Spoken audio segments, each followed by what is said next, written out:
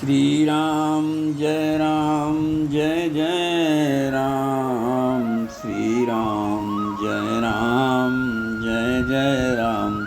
आगे गोस्वामी जी कह रहे हैं कि एक यानी है अरूप अनामा। पिछली ऑडियो में इस पर विस्तृत चर्चा अपन कर चुके हैं।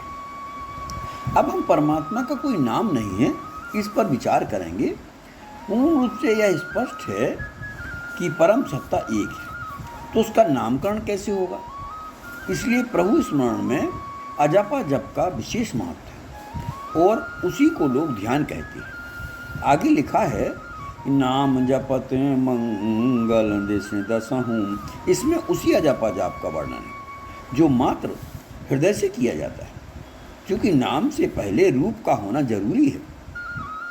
बिना किसी रूप के नाम की संज्ञा नहीं दी जा सकती और सभी रूप नाशवान होते हैं और रूप निर्माण में पंचतत्व प्रधान होता है और नाम हमेशा दूसरे के उद्बोधन के लिए होता है, स्वयं के लिए नाम का क्या औचित्य है? जब संपूर्ण सत्ता एक है तो नाम कैसे लिया जाएगा?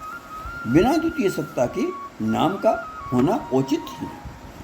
नाम स्मरण अपने आप को ईश्वर में लीन करने का एक माध्यम है, जिससे आपका मन असत्य संसार से विवेक जागृत हो सके और आप ईश्वर की ओर अपने मन को लगा सकें। जैसे कम समय में अधिक दूरी तय करने के लिए वाहन की एक माध्यम होता है, आवश्यकता होती है, उसी प्रकार नाम एक माध्यम है। गीता में योगेश्वर भगवान श्री कृष्ण कह रहे हैं कि हे अर्जुन, सब कुछ मैं ही हूँ, मेरे अतिरिक्त कुछ नहीं है। जो किसी भी नाम से पुकार रहे हैं वह हमें ही पुकार रहे हैं।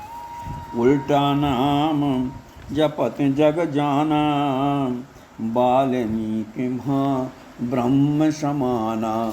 संपूर्ण जगत में मैं ही व्याप्त हूँ। अब प्रश्न उठता है कि संसार में इतने संत और भक्त नाम जप कर रहे हैं और कहा भी है कि नाम जपत मंगल दिस दसहूँ, फिर यह क्या है?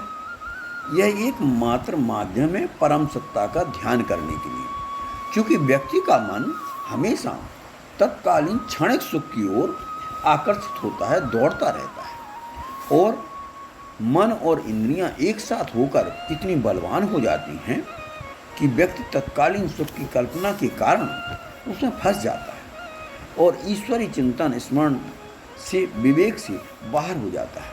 इस कारण क्षणिक सुख में के चिंतन से बचने के लिए नाम जप एक साधना का माध्यम है। यह अनामा का अर्थ सिर्फ इस बात से है कि उसके अतिरिक्त और कुछ भी नहीं है। बाबा तुलसीदास जी इसके आगे अज शब्द का प्रयोग कर रहे हैं। अज शब्द का अर्थ है अजन्मा से। संपूर्ण संसार में जो भी दृष्टिगोचर हो रहा है, यानी इंद्रियों से जाना परखा जा रहा है, देखा जा रहा है, सभी कुछ समय की धारा में नाशवान है। सृष्टि विधान के अनुसार विनाश की उत्पत्ति ही उत्पत्ति से जुड़ी है। यह एक अनवरत परिवर्तनशील धारा है।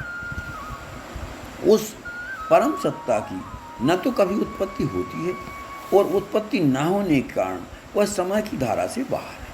इसलिए बाबा तुलसी उसको अजन्मा कह रहे हैं। और आगे शब्द आता है सच्चिदानंद, यानी सतचित और आनंद। सत का अर्थ यहाँ भूत भविष्य वर्तमान तीनों कालों में एक रस रहना है, जिसमें कोई परिवर्तन नहीं होता है। परम सत्ता अनंत समय से पहले जैसी थी वैसी आज भी है। परिवर्तन सिर्फ दृश्य जगत में हो रहा है। चित्त यानी एक विशेष ऊर्जा जो निरंतर प्रसारित हो रही है। इसी को गोस्वामी जी ने लिखा है कि भ्रकुटि विलास सृष्टि लय होई, यानी आँख की पलक झपकने के समय के बराबर भी इस ऊर्जा को रोका नहीं जा सकता है और जैसे ही रोकेंगे सृष्टि समाप्त रूप से पूर्ण रूप से समाप्त हो जाएगी। आगे कहते हैं कि परमात्मा आनंदमय है और यह सुखमय नहीं कहा गया है। आनंदमय शब्द इसलिए कहा गया है क्योंकि सुख हमेशा द्वितीय सत्ता से प्राप्त होता है और द्वितीय सत्ता असत्य है, इसलिए सुख कभी स्थायी नहीं हो सकता है। आनंद शब्द कहा गया है, आप स्वयं सच्चित आनंद स्वरूप हैं, किंतु द्वितीय सत्ता असत्य के आकर्षण में फंसकर सुखी दुखी होते रहते हैं।